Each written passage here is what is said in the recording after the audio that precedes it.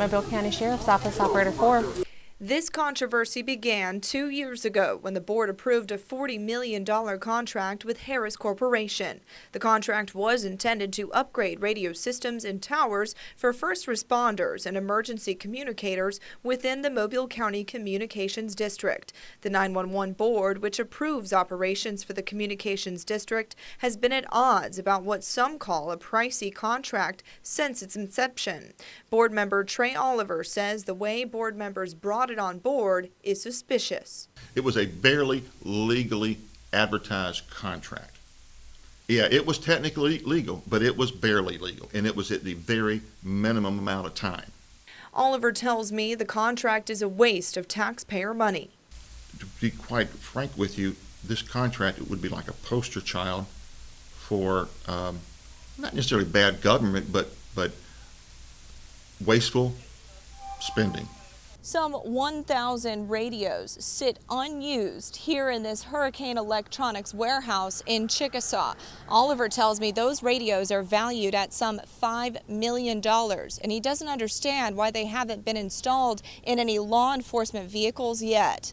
Gary Tanner, director of the Mobile County Communications District, tells me he's working to fix the problem. I'm going to visit with the powers to be at Hurricane Electronics and try to expedite the installation of more of those radios. But that's not the only issue at hand. A tower like this one, owned by the Communications District, has been used by Hurricane Electronics without paying the district for its use. We've got a private company that had an antenna on one of our towers, and they were charging other people for the use of that antenna. So they're making profit on an antenna on our tower, and they're not paying us anything for it.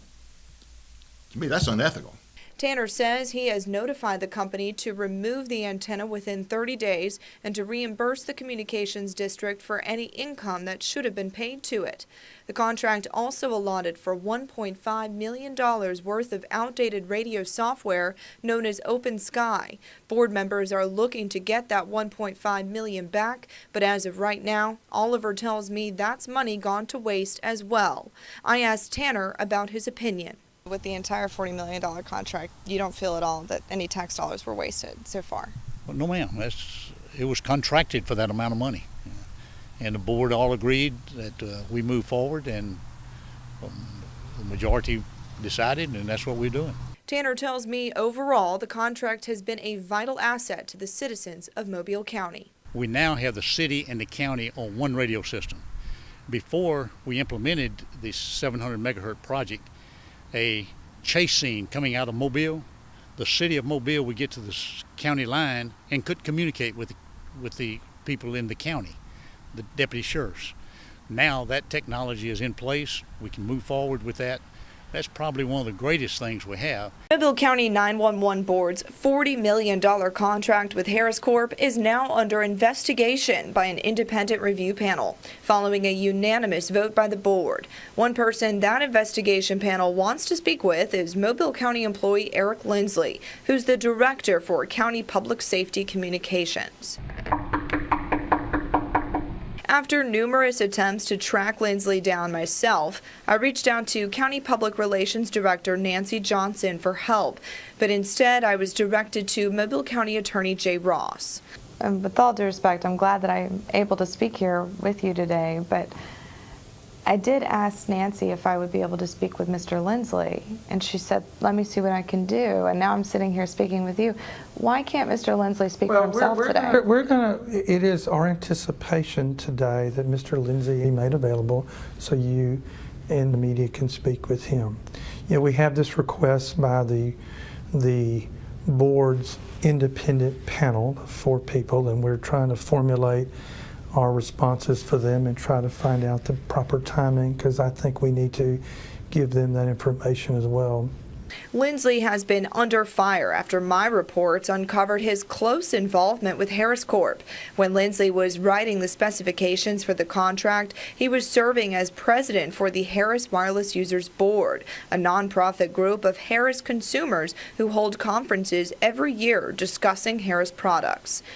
No, not while you have an ongoing procurement, especially one of that magnitude. 911 board consultant Nick Tusa said Lindsley's involvement on that board while writing the specs was inappropriate, but Ross had a different take. I'm familiar with that based on what has arisen in the media with respect to Mr. Lindsay's involvement.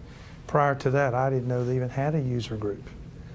But the user group is not affiliated in any particular way with Harris Communication, and I don't find it improper at all for Mr. Lindsay to be on that board while he was doing what he was doing. So you don't feel like it's a group that's pushing Harris products? I'm sure it's not. You don't think that there's any kind of conflict of interest there? I don't see it, based on the information I have, that there is not a conflict of interest. And Fox 10 News investigative reporter Katie Weiss is in our newsroom with the story. It's been several months of turmoil, but the 911 board tells me it's finally starting to feel a breath of fresh air. 2 years ago, the Mobile County 911 Board signed a nearly $40 million contract with Harris Corporation that was meant to improve emergency response communications. But as the contract was implemented into the 911 system, board members began noticing what they felt to be troubling flaws. So 3 months ago, board members voted unanimously to launch an independent investigation into the contract, unilaterally halting all payments to Harris. That's when I jumped on board to investigate how your tax dollars were being spent. While I continued to dig and expose, the 911 board's attorney continued back and forth negotiations with Harris in aims to come to a more cost-efficient contract for the taxpayers.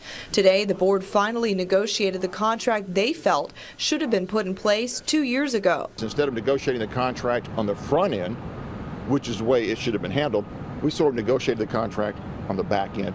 But you know, whenever a major project, and a $40 million project is a major project, whenever it is 2 years in progress and you shut it down and you're able to save about, I don't know, approximately 20% on the remaining budget, that's a darn good day. Board member Trey Oliver credits Fox 10 News Investigates for exposing the wasteful features of the contract, which ultimately helped move negotiations with Harris forward.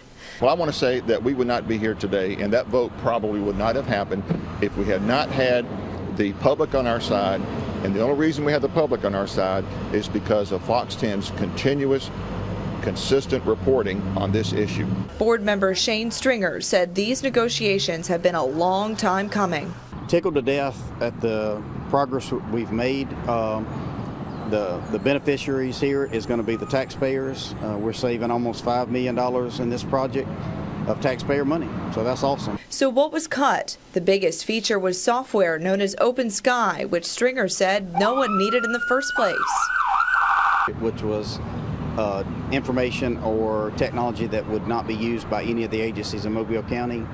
So being able to eliminate that and save the $4.1 million on that alone was worth all of the efforts. Remember those added costs in a change order? A consultant for the board said negotiations helped cut unnecessary additions. One of the important parts of the negotiation was making sure the ground rules were set on how change orders were to be accomplished in the future, and that the one that was going to be initiating a change order request would be the district, not the vendor. With major cuts also came some added benefits. A comprehensive training program for the new system was thrown into the deal. Calls to Harris for comment so far have not been returned. The board isn't out of hot water just yet. An independent investigation into the contract has been completed, but board members now need to review the findings and decide if any interdisciplinary action needs to be taken. I'll let you know what unfolds. In the newsroom, Katie Weiss, Fox 10 News.